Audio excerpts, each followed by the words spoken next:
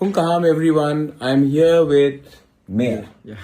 Mayor is a young boy and Mayor has come today to meet me with his father right here.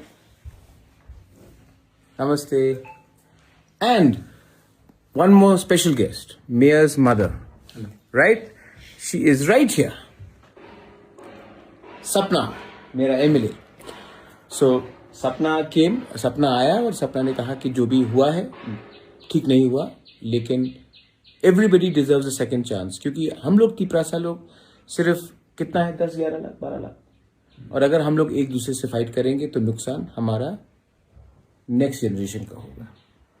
तो अगर next generation को अच्छा example देना है तो इलेक्शन खत्म हो चुका है, सबको एक सेकंड चांस मिलना चाहिए और प्यार से हम लोग एक संग आगे बढ़ के हम लोग we will fight and make our Tiprasa accord and our Thansa more successful.